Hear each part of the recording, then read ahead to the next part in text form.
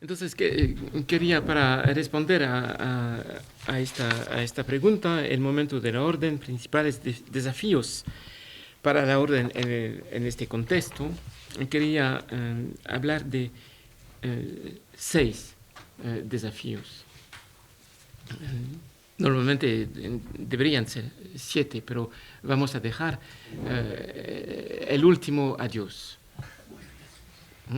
Y el primero es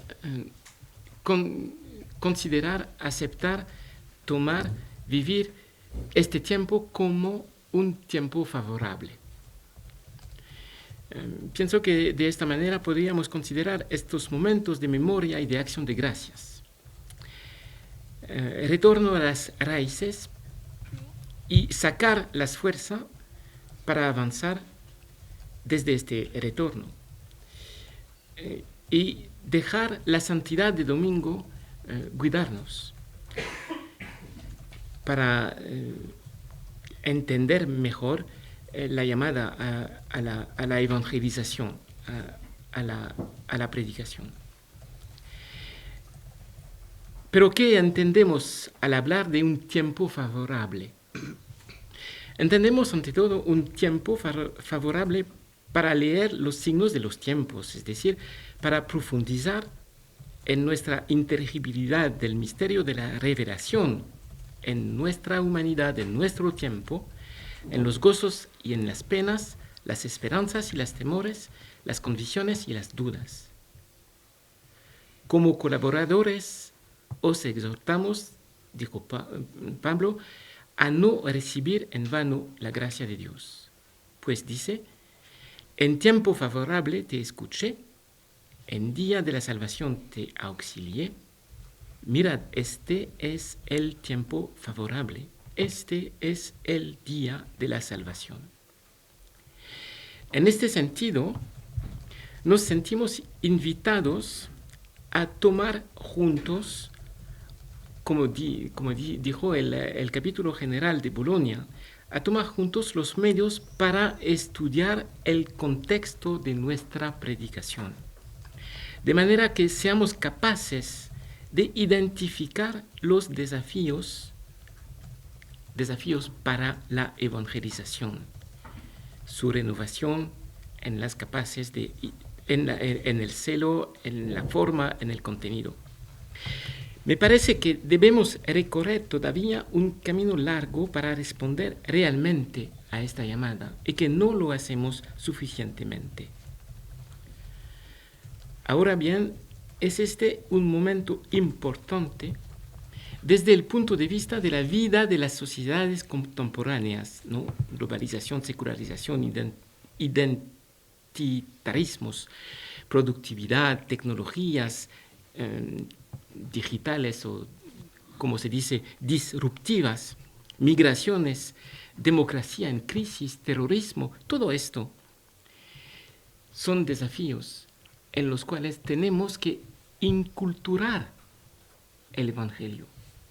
Pero tenemos que mirar también a la vida de la Iglesia, perdida de su posición social, instalada y reconocida en muchos lugares, escándalos en la Iglesia, perdida de su credibilidad como institución, crisis demográfica en varios lugares, crisis de fe, polarización teológica, indiferencia.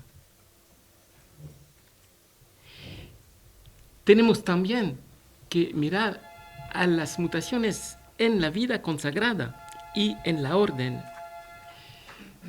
Quiero decir, la orden y la vida religiosa no son más de Europa al día de hoy. Hay un reequilibrio demográfico, hay una profesionalización de muchos ministerios, hay también una polarización ideológica entre nosotros. Hay que buscar a la posición justa del estudio en la vida. Necesitamos hacer este estudio del contexto no para añadir una síntesis más a las síntesis que están en los archivos, no, hay que hacer esto para inculturar la presencia del Evangelio en el mundo, para inculturar el diálogo del Evangelio con el mundo. Y me parece que este punto es importante porque, como lo dije esta mañana, a veces pienso que la Iglesia y tal vez a veces la Orden estamos a la periferia del mundo. No es la periferia que el Papa nos llama a juntar, pero a la periferia. Por otra parte, en este contexto, tenemos que tomar en cuenta que surgen miedos, incertidumbres,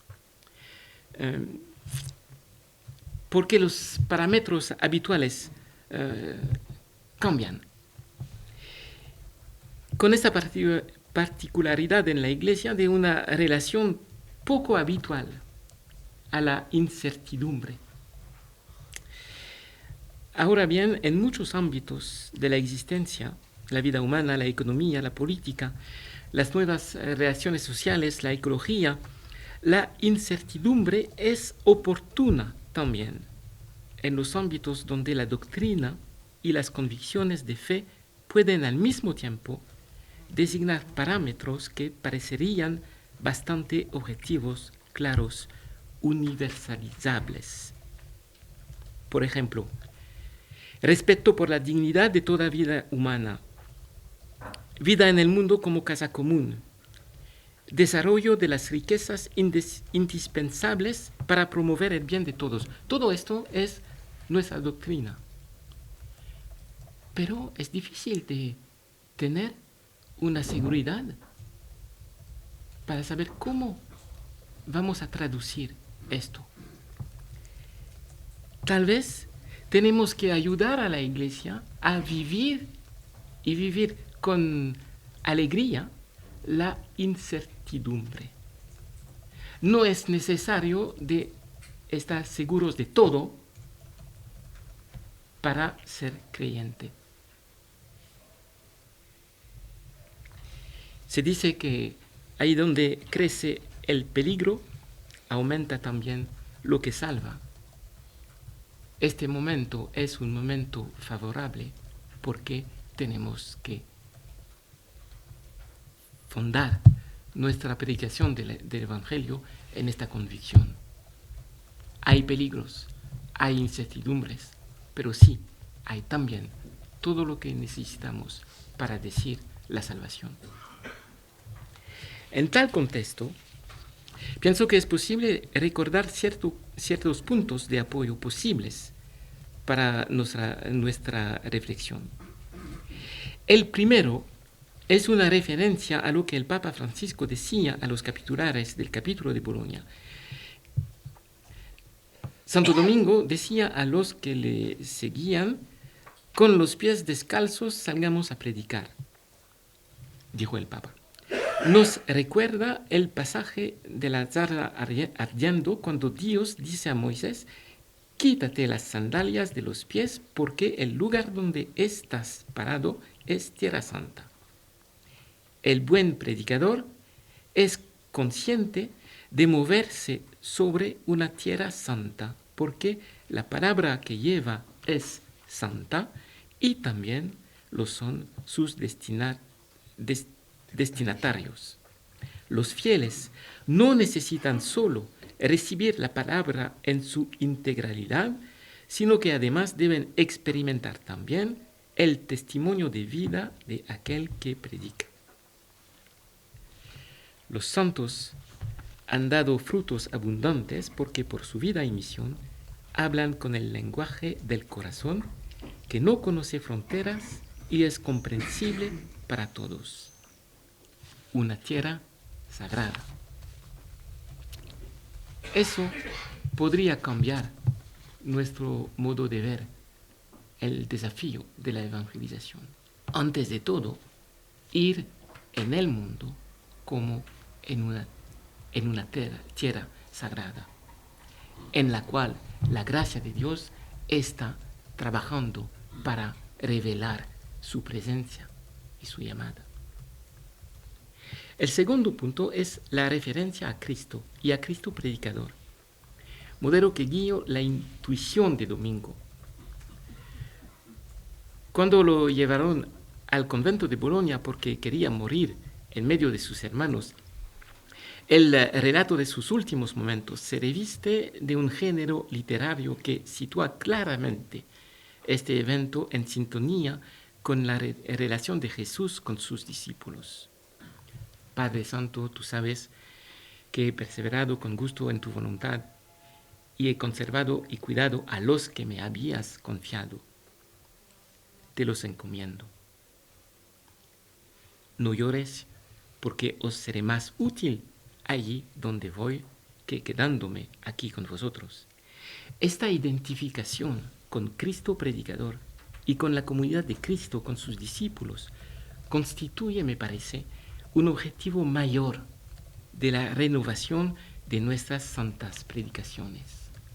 No hablamos en la orden de cambiar algo en nuestras comunidades para hacer comunidades regulares o comunidades perfectas o comunidades que siguen las constituciones. No, lo hacemos para esta razón, para imitar a la comunidad de los discípulos con Jesús predicador.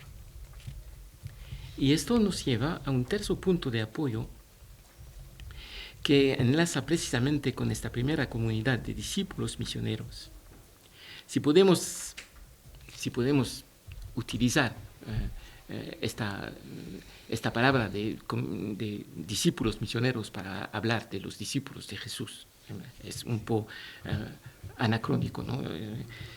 Se trata de la iglesia, de la construcción de la iglesia como cuerpo de Cristo, como comunidad de pertenencia que alimenta la vida y como una comunidad misionera.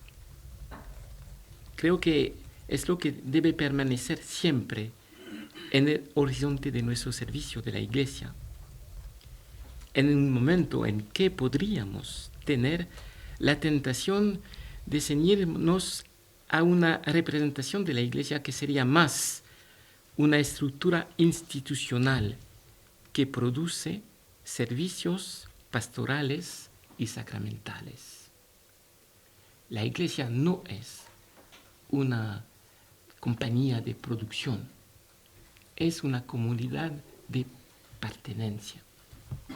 Y las comunidades religiosas también.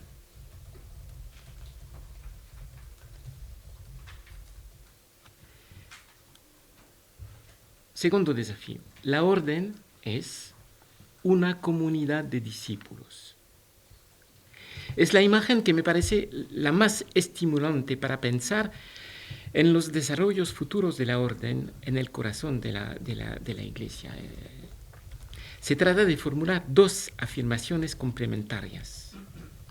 Por un lado, llevada por la intercesión de Santo Domingo, la orden se inscribe en continuidad con la dinámica de las que los hechos de los apóstoles son testigos. En el fondo, cuando se dice que Santo Domingo llevaba consigo las cartas de San Pablo, me parece que se trata realmente de lo siguiente. A la vez, el nacimiento de la formulación de una doctrina de la Iglesia, las primeras formulaciones teológicas, que a su vez tienen que ver con el contexto histórico de los viajes, con el arraigo de la escritura, con la meditación, contemplación del misterio de Cristo, con la acción de gracias por haber sido llamado a ser testigo, todos estos aspectos que son determinantes para nosotros, predicadores en este siglo. Y el entusiasmo de la evangelización que lleva más allá de las fronteras, hacia la unión de las dos iglesias, de la circuncisión y de la gentilidad. Esta convicción que estamos en la continuidad del nacimiento de la Iglesia. Me parece que eso fue la inspiración de Domingo. Eso es la manera de hablar de la orden en las constituciones y especialmente cuando se toma la citación del Papa confirmando la orden. Domingo pensó que había que continuar esta dinámica de construcción de la Iglesia como una Iglesia de santos que predican el Evangelio. Por otro lado, esta expresión, una comunidad de discípulos, expresa la convicción que anima a la orden a saber que la unidad en un mismo envío para predicar, en la diversidad de los dones de cada uno, en la diversidad de las culturas, en la diversidad de los contextos humanos, sociales, eclesiales, que todo esto hace posible una diversidad de la predicación que construye y consolida la unidad de todos en pertenecer a una única y misma comunión fraterna. Esta convicción de la comunión que nos hace solidarios en una misma vocación, en una sola proclamación, constituye en realidad nuestra misión, o más bien, constituye la dinámica en la que por la orden nos comprometemos en la misión de la Iglesia, que es la misión del Hijo. Por este compromiso, en el compromiso del Hijo predicador, podemos tomar para nosotros la expresión tan a menudo oída estos últimos años de discípulos misionarios. Quisiera que estas ideas no les parezcan demasiado teóricas y que les inviten a evocar en vuestras memorias los recuerdos de las comunidades donde tengáis la experiencia de que la vida de los frailes en comunidad los sostiene realmente en su entusiasmo por la proclamación del reino. Cuando hemos trabajado juntos en la reestructuración en niveles diferentes y complementarios de la orden, me parece que era importante, diría esencial, no olvidar este nivel de base. Debemos, sin cesar, hacer que nuestras comunidades renazcan como comunidades de la predicación, es decir, como comunidades de fe.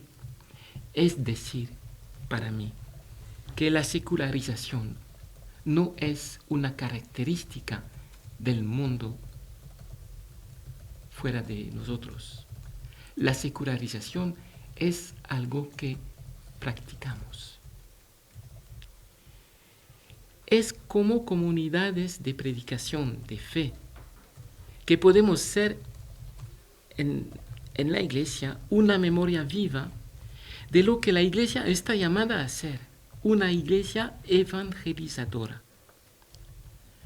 La orden no es una suma de provincia. Una provincia no es una suma de comunidades. Como tampoco una comunidad sería la suma, la yuxtaposición de individuos. Es como una comunión fraterna que somos llamados y somos enviados a proclamar la buena nueva del reino de Dios. ¿Y acaso esto no quiere decir proclamar la buena nueva de la promesa de comunión de todos en Dios? Así pues, esta perspectiva, que en mi opinión sostiene nuestra vida espiritual, nos ofrece unos verdaderos criterios concretos para orientar, determinar, dinamizar nuestra predicación. Todo empieza con la comunidad que quisiéramos fuera de predicación y de celebración, lugar de nacimiento para nosotros, al ser lugar de pertenencia gozosa, irradiación de comunión de todos y no actuación de una suma de competencias personales. En muchas provincias se me interroga sobre cómo repensar nuestra presencia, en particular en las grandes ciudades de nuestros países, donde no es tan fácil asegurar una presencia realmente específica y significativa de la orden. A menudo, la puerta de entrada que se privilegia espontáneamente es la de la acción. ¿Qué queremos hacer? ¿Qué pensamos que otros esperan que hagamos? ¿Cómo establecer el benchmarking en relación con las otras edades eclesiales y religiosas que hacen los jesuitas, los franciscanos? ¿Cómo ser profetas en estos contextos urbanos, interculturales, indiferentes, secularizados? Muchas cuestiones reales y exigentes. Sin embargo, y de esto estoy convencido, en definitiva, me parece que importa poco, siempre que seamos realmente una comunidad de discípulos. Poco importa, porque si realmente somos una comunidad de discípulos, será esta la realidad que orientará de verdad nuestra predicación. A veces tengo miedo que tomemos las cosas al contrario. Antes de todo, decidir qué hacer, cómo hacerlo, por qué, con quién, prima antes de pedirnos quién queremos volver a ser. Frailes del mundo y frailes entre nosotros. Eso es el sacramento de comunión. En este ser frailes hay que pensar la familia de domingo, la familia dominicana. Hay que ser frailes y hermanas. Hay que ser con religiosos y laicos. Hay que ser una unidad en la diversidad, pero una comunión. Antes de todo, mirar a este desafío. Mirar al tiempo de hoy como un tiempo favorable para la inculturación del Evangelio. 2. Hacer esta inculturación inculturando el Evangelio en nuestras comunidades. ¿Me hago entender? El tercero desafío sería entonces el relato, la historia de la predicación. El relato, no sé, es para decir récit. ¿Relato se dice así? Sí, es el relato, sí. Sí. Por medio de este título quisiera situar en el centro de nuestro servicio de iglesia el arraigo de nuestra vida fraterna, de nuestro estudio, de nuestra oración en la contemplación de la palabra de Dios. Una vez más, esto puede parecer una banalidad muy bien conocida, pero pienso que representa hoy una especificidad muy pertinente. A menudo me he preguntado por qué en mi provincia, como es tradición de la orden en vigor en tantas provincias, el programa del noviciado se estructuraba principalmente alrededor de la lectura y de la escucha de la Biblia, de la puesta en evidencia del arraigo de cualquier reflexión teológica o espiritual en una atención contemplativa de la Escritura, de la labor paciente y a veces un poco árida propuesta a los novicios de aplicarse a la lectura, a la escucha de la palabra cada día durante todo el año del noviciado. Lo digo porque en muchos noviciados de la orden al día de hoy no se hace así. Se habla mucho más de la teología de la vida religiosa, de la sociología, de todo esto, de los consejos evangélicos, pero la palabra de Dios y el tiempo necesario para la escucha viene como una materia más en el curso académico de la teología, que no hace vivir. Claro, esta que es la menor de las exigencias, pedir a futuros predicadores que se tomen el tiempo y los medios para conocer un poco mejor esta palabra que tendrán que predicar. Pero sabemos bien que no se trata solamente de esto, y que más bien es cuestión de poner la palabra de manera más radical en el centro, metiéndola en el corazón y ponerla como una palabra continua de Dios con su pueblo, en el seno de la cual a cada uno se le invita a tomar parte. Entrar en la palabra, para entrar cada uno con su propia historia personal, con sus dones y sus fragilidades, sus conocimientos y sus ignorancias, sus convicciones y sus dudas, sus seguridades y sus incertidumbres en el gran relato de la alianza.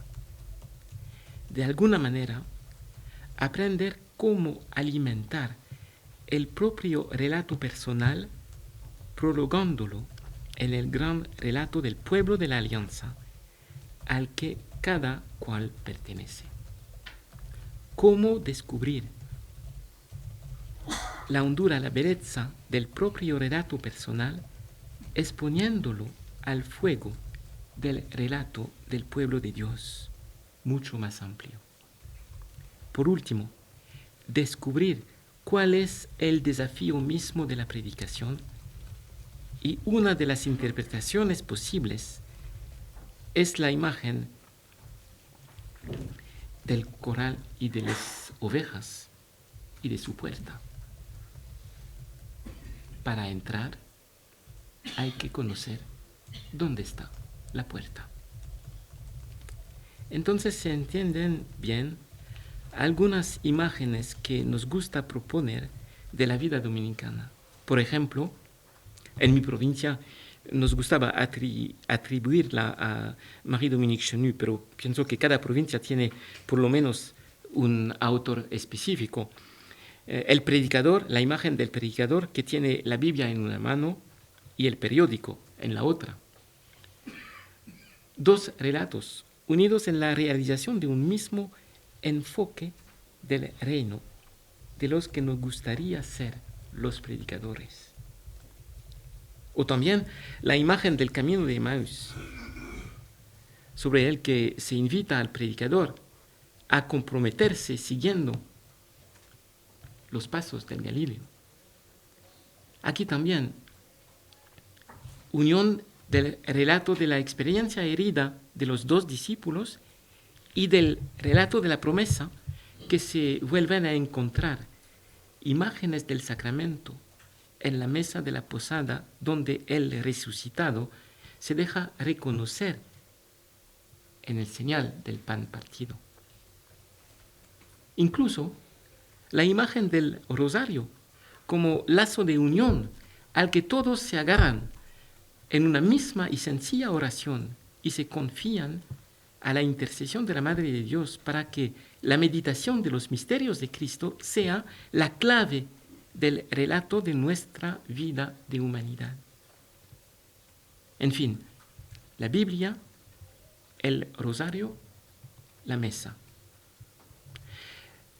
La filosofía contemporánea hablaría aquí de una identidad narrativa, y pienso que es un elemento esencial de nuestro propósito, si este último es dejarse animar por el deseo de hacerse santos, siguiendo el camino abierto por domingo, para el cual anunciar la venida de Dios consistió en vivir con sus contemporáneos la triple solidaridad de la amistad, de la salvación y de y de la experiencia compartida en una misma comunión.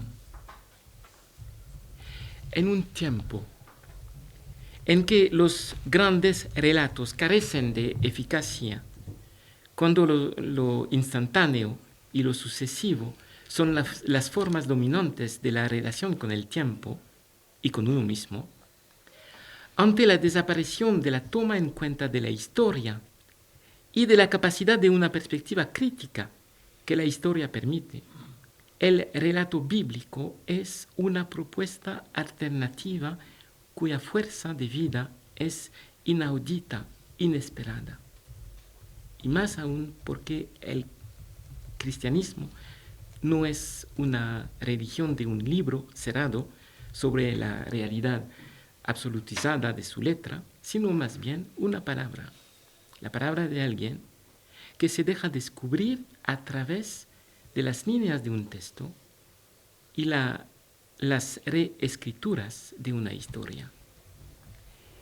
Hay que tomar la Biblia para ayudarnos a ayudar a los demás a escribir el relato del pueblo humano con Dios. Para hacer esto, el cuarto desafío es realmente promover una iglesia evangelizadora. Lo sabéis, la celebración del año del jubileo terminó con un congreso sobre la misión de la orden. Era una manera, en definitiva, de concluir el jubileo abriendo caminos hacia el futuro.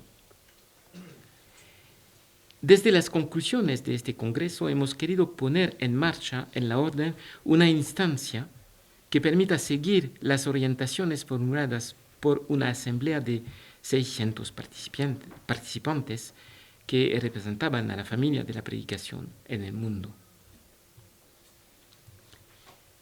Podemos identificar ciertas convicciones mayores que animan este proyecto de fomento de vida apostólica.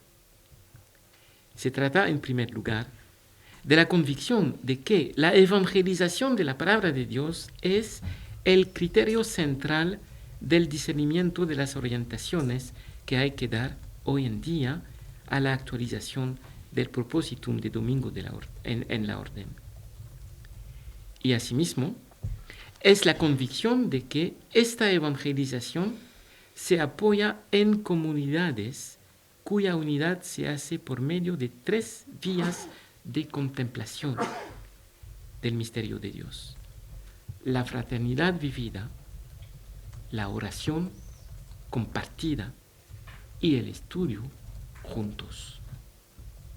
La fraternidad vivida, la oración compartida, el estudio juntos.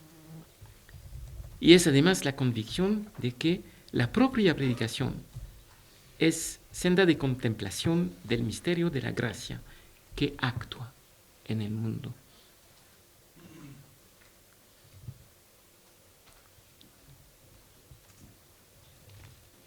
Si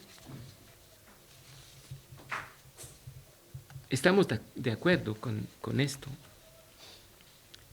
hay que decir que con estos medios la orden quería ayudar a la iglesia a hacerse familiar con el mundo. Esta familiarización de Jesús con los hombres. Tomás decía que esta familiaridad era para inspirar a los hombres, en todos los hombres, la confianza de ir hacia Dios. Durante los últimos 30 años, los capítulos generales de la orden han propuesto unos criterios de discernimiento que me parecen fecundos para evaluar la realidad de nuestros compromisos de evangelización, identificar los desplazamientos que habría que hacer para adaptar mejor el labor de inculturación del Evangelio.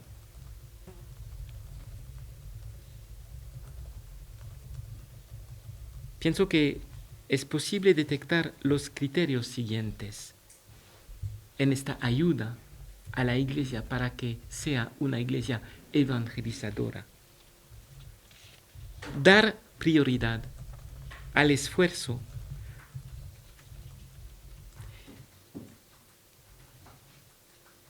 por encontrar realidades donde esta labor de evangelización es una evidencia. Lo que subraya, por el contrario, la tendencia que podemos tener de dar la preferencia a ejercer el ministerio de la predicación de alguna manera establecida.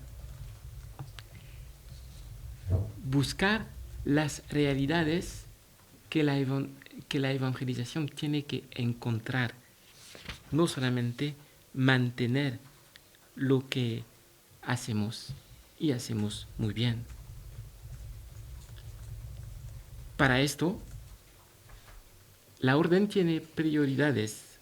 Yo sé que las prioridades de la orden parecen viejitas, ¿no? Porque de 30 años. Pero se dice, las prioridades de la evangelización son evangelización en un mundo decristianizado,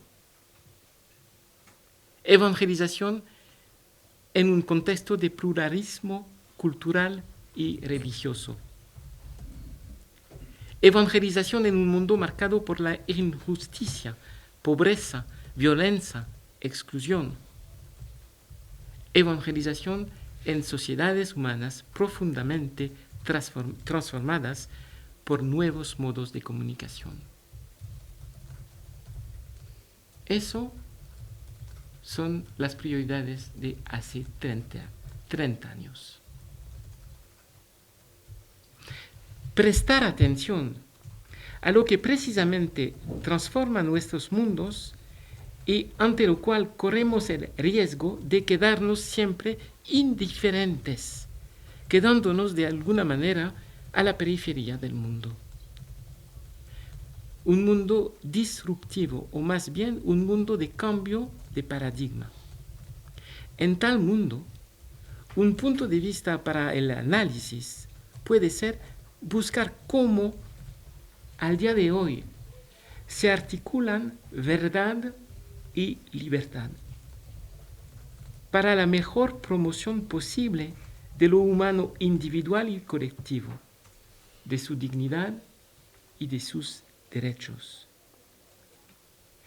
Para guiar ese análisis, es posible, perdón de ir al pasado, es posible referirnos a las fronteras que un día se formularon como lugares particularmente estimulantes para la creatividad de la evangelización. 3 fronteras. La frontera de la persona, la frontera entre la vida y la muerte.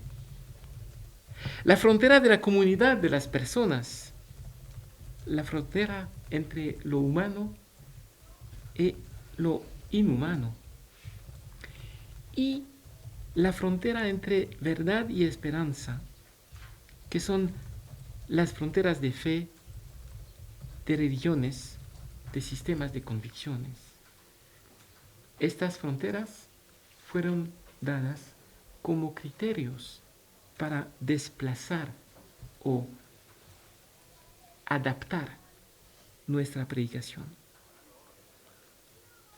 La labor de evangelización hoy, más que nunca, está llamada, desde el punto de ver de estas prioridades y fronteras, llamada a recibir una atención especial. Es ante todo la atención que la Iglesia va a prestar a ella misma como un cuerpo que tiene que ser evangelizadora. Tenemos que dejar la idea de una iglesia institucional que va a prestar servicios pastorales sacramentales para ir a la promoción de una iglesia de vida, de un cuerpo vivente que va a vivir y recibir su vida por el trabajo de evangelización, por la búsqueda de adaptar, de inculturar el evangelio en el mundo de hoy. Por eso, la curia, después del Congreso, quería organizar estos foros de misión en los cuales todos los hermanos están llamados a participar, no para compartir experiencias, que es bueno, sino para promover entre nosotros una inquietud de tener que buscar de nuevo cómo realmente profundizar la evangelización para reforzar, fortalecer la iglesia como cuerpo de evangelización. Eso sería el desafío de la vida apostólica, de la orden.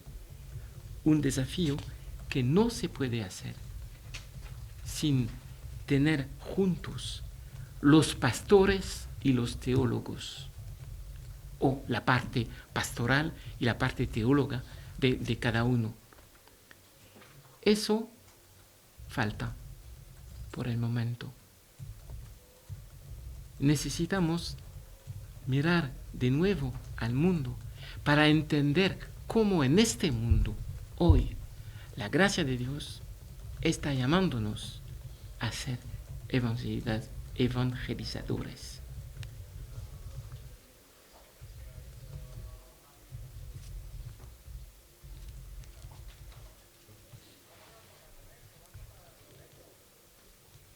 El desafío siguiente es, entonces, cómo promover esta iglesia en permanente estado de misión.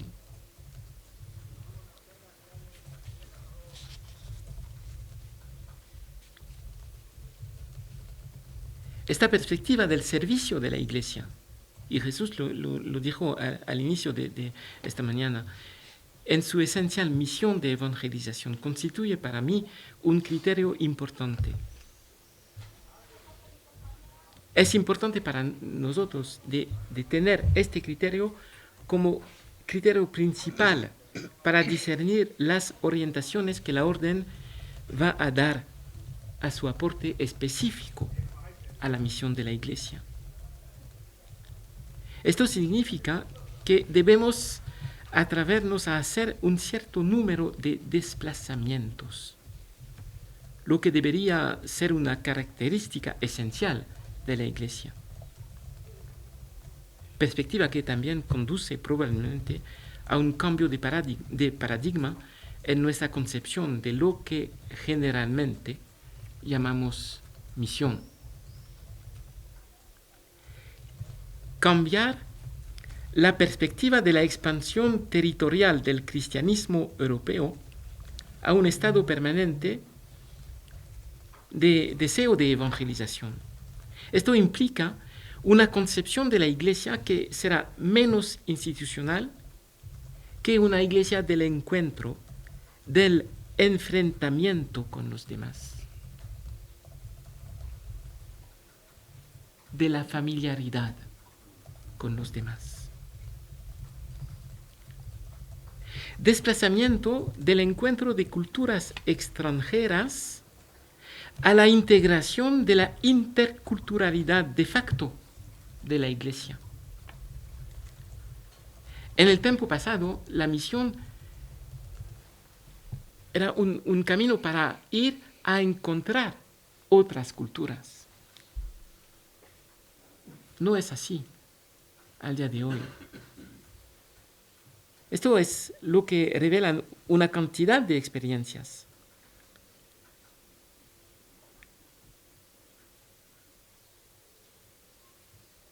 La presencia apostólica en el mundo indígena no puede ser, por supuesto, del mismo tipo si se proviene del mundo occidental o si es indígena o mestizo. Las parroquias son a menudo multiculturales al día de hoy. No se habla solamente de una parroquia de esta cultura o una parroquia de esta cultura. No, las parroquias son multiculturales. Los problemas humanos y sociales para la evangelización no son los mismos en las diferentes culturas. Incluso si debe tenerse en cuenta la globalización de ciertas características culturales. Las propias comunidades religiosas son interculturales. A veces lo olvidamos. Olvidamos que al día de hoy las culturas no son objetivos que tenemos que a los cuales tenemos que ir. Las culturas hacen nuestro cuerpo. Y si olvidamos esto, pensamos de una manera separada. La familiaridad de la iglesia al día de hoy en todas partes del mundo es intercultural. Desplazamiento de la misión territorial a una concepción más de familiaridad. Desplazamiento de la separación de las culturas a una interculturalidad. Desplazamiento de un cristianismo establecido, organizado, procurando el cuidado pastoral y sacramental, que se dirige a otros, a un pueblo cristiano desestabilizado por el cruce de representaciones del mundo.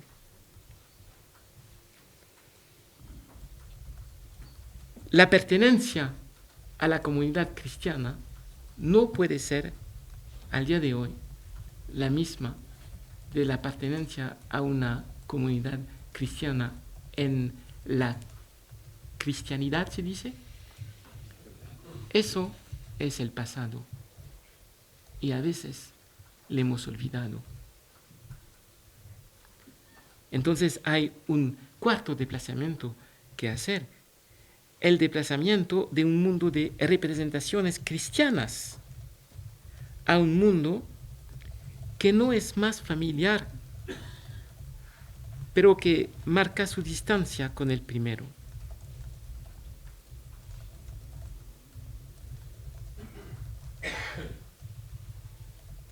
Desplazamiento de la seguridad, de la renovación demográfica armoniosa de la Iglesia hacia desequilibrios bastante importantes.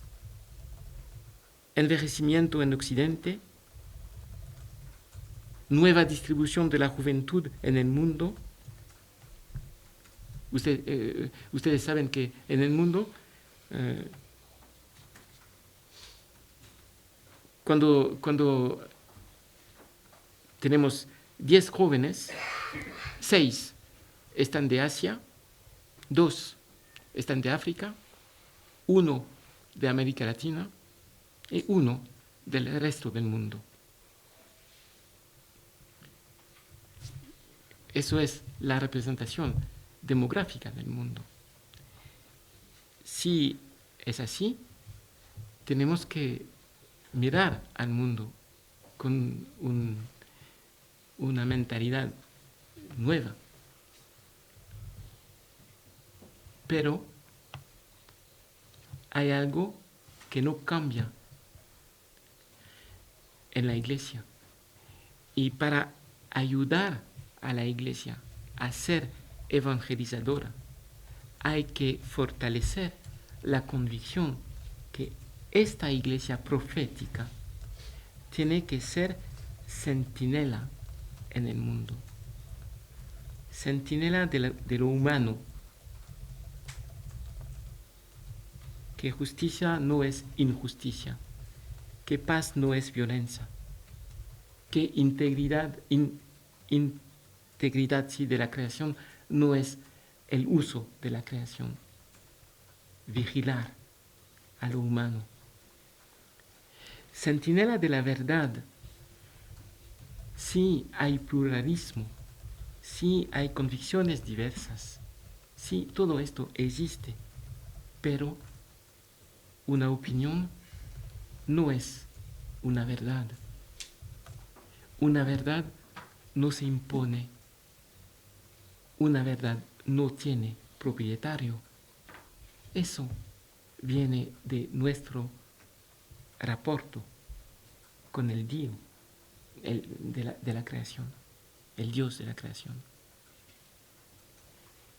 Vigilar a la posibilidad de unidad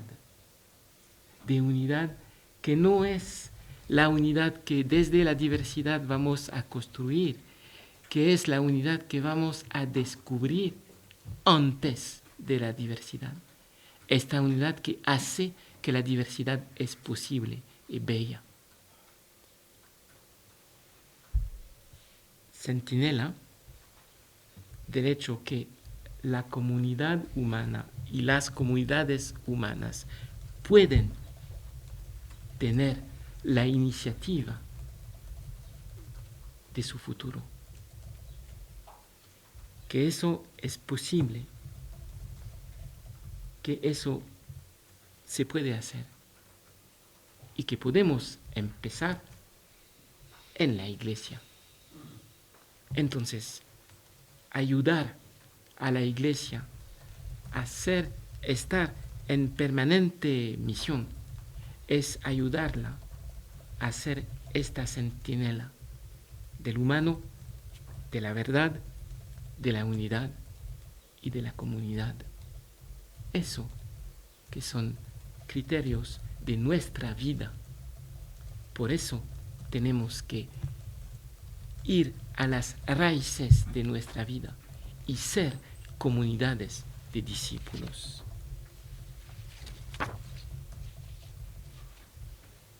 El último desafío para fortalecer esta convicción de comunidades proféticas es un desafío